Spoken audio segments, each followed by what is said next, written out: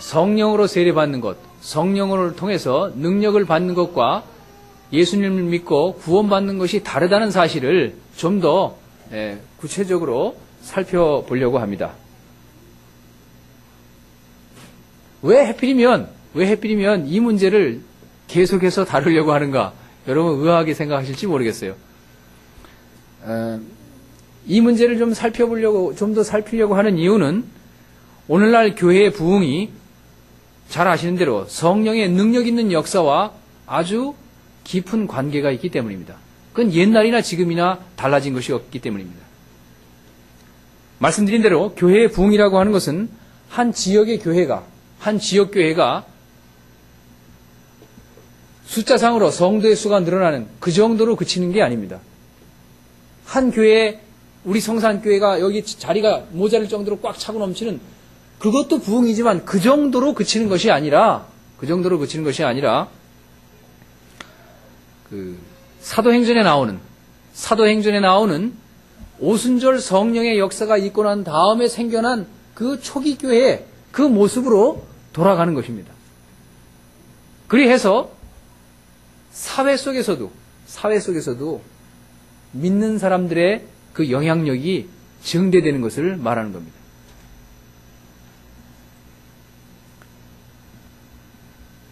다시 말씀드려서 신약 성경에 나오는 교회의 모습으로 돌아가는 겁니다. 여러분들도 성경 가운데 신약에서 사도행전을 읽다 보면 어때요? 야, 이렇게 살았으면 어떨까? 그런 생각 안 드세요? 그 신약 성경 중에서 사도행전을 읽어보면 막 성령이 역사하시고, 치유의 역사가 일어나고, 귀신이 쫓겨나가고, 성도들이 늘어나고, 우리의 이성을 뛰어넘는 어떤 초자연적인 어떤 역사들이 빈번하게 발생을 하고 있고, 뭔가 생명력이 있어서 살아 약동하는 그 어떤 것들이 사도행전을 읽다 보면 눈에 띄게 됩니다. 그렇게 할 수가 없어서 그렇지 여러분들도 그런 교회의 일원으로서 살기를 원할 겁니다. 그렇지 않으세요? 물론 신약 성경에 나오는 교회에 문제가 전혀 없었던 것은 아닙니다. 이 지상에 인간이 사는 한은 문제가 없을 수는 없어요. 특히 고린도 교회의 그 생활상은 우리의 눈살을 찌푸리게 만들 수 있는 그런 요소들도 사실 있습니다. 하지만 거꾸로 뒤집어서 지난 시간에 질문했던 것처럼 다시 한번 질문합니다. 물론 고린도 교회에 문제가 있었던 것은 사실이지만 고린도 교회에 바울이 권면을 할 만큼 그런 영적인 상황이 우리 가운데 있습니까? 다시 말씀드려서 영적인 은사들이 막 많이 있어가지고 문제가 생길 만큼 속된 말로 교통이 혼잡해가지고 다시 말해서 영적인 문제로 인해서 막 교회가 막 문제가 생길 정도로 우리 가운데 우리 교회뿐만 아니라 현금의 기독교회 가운데 현대 교회 가운데 그런 영적인 은사가 충만해가지고 문제가 되는 교회가 몇이나 있겠냐 이 말입니다. 바울이 고린도 교회에 보내는 편지를 쓸 만큼 문제가 되는 교회가 우리 이 시대에 몇 개나 있겠냐 이 말입니다. 사실은 우린 그것조차 안 되거든요. 솔직히 말씀드려서.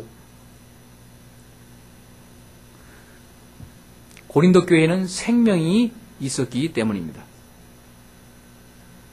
물론 말씀드린 대로 고린도 교회에 지나친 면이 있었던 것은 사실입니다. 그래서 바울은 이 지나친 면을 교정하려고 했습니다. 자식은 자식인데 그저 뭐 희말이 없이 아까 말씀드린 서리 맞은 병아리처럼 비실거리게 살아가는. 야, 우리 아버지가 말이야 능력 있는 분인데도 불구하고 그걸 모르고 그냥 머리 푹 숙이고 사는 그런 사람처럼 말이에요. 거듭났지만 하나님의 자녀지만 강한 확신이 없이 살아갈 수가 있는 겁니다. 엄청난 성령의 능력을 모르는 채 살아갈 수 있다는 사실입니다. 여러분은 그렇다면 그저 구원받은 것으로나 만족하고 무능력하게 살기를 원합니까? 아니면 성령의 충만한 능력으로 그리스도의 증인으로서 삶을 살기를 원합니까? 만약 능력 있는 증인의 삶을 살기 원한다면 우리 모두 함께 성령 충만함을 구해야 할 겁니다. 왜냐하면 성령의 능력이 아니고서는 주어진 우리의 현실을 극복하기가 어렵습니다. 교회의 문제도 그렇고 여러분 개인의 문제도 그렇고 우리 사회의 문제도 그렇고 성령의 능력이 아니고서는 방법이 없습니다. 사회가 아무리 컴퓨터가 발달하고 IT 산업이 발전해 간다고 해도 성령의 능력을 대신할 게 전혀 없습니다. 이런 것들이 발전하면 발전할수록 사람들은 인간관계도 희미해지고 친밀함도 없어집니다. 마음은 공허합니다. 그런 내적인, 영적인 욕구들을 충족시켜줄 수 있는 것은 성령의 능력밖에 없는 겁니다. 다른 방법이 없습니다, 사실은. 다른 대안이 없습니다. 특별히 성령의 능력이 아니고서는 안 믿는 사람이 복음을 듣고 거듭나는 일이 참 힘듭니다. 정말 어렵습니다. 사람들의 완악한 마음을 녹이는 것은 우리의 인간의 어떤 논리정연한 말이 아닙니다. 교리를 잘 설명한다. 물론 그것도 중요하죠. 그러나 교리를 잘 설명한다고 해서 안 믿는 사람의 마음이 녹아지는 건 절대 아닙니다. 성령이 역사하셔서 그의 마음을 변화시키고 움직여야만 안 믿는 사람이 그리스도께 돌아오는 겁니다. 그러면 이게 어떻게 가능한 겁니까? 오직 그리스도만 바라보며 성령의 충만함을 간청하는 겁니다. 이 간청하는 것과 관련해서 누가복음 11장 5절에서 8절의 말씀이 우리의 마음에 닿습니다. 또 이르시되 너희 중에 누가 벗이 있는데 밤중에 그에게 가서 말하기를 벗이여 떡 3덩이를 내게 빌리라. 내 벗이 여행 중에 내게 왔으나 내가 먹을 것이 없노라 하면 저가 안에서 대답하여 이르되 나를 괴롭게 하지 말라. 문이 이미 닫혔고 아이들이 나와 함께 침소에 누웠으니 일어나 내게 줄 수 없노라 하겠느냐? 내가 만일 너에게 말하노니 비록 벗됨을 인해서는 일어나 주지 아니할지라도 그 강청함을 인하여 그 소용대로 주리라.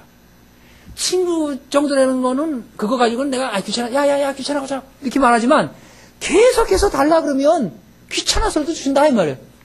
예? 귀찮아서라도. 응? 그 귀찮은 것 때문에 자꾸 와서 자야 되는데 막 두들기면서 야 달라고 이렇게 계속해서 말하는 그것 때문에 주겠다 이 말입니다. 그러니까 이 강청한다는 것은 그저 생각나면 기도하고 이 성령 충만한 거 안 주시네. 그러다 한 달이고 2달이고 기도 안 하고 있다 또 한 1년쯤 안 하고 있다 뭐 주세요 한 년 내버려 뒀다가 또 그거 되겠어요? 주려면 저거 말라 마셔. 뭐 내가 이거 없으면 못 살아. 이런 식의 구하는 바 그거 주시겠습니까?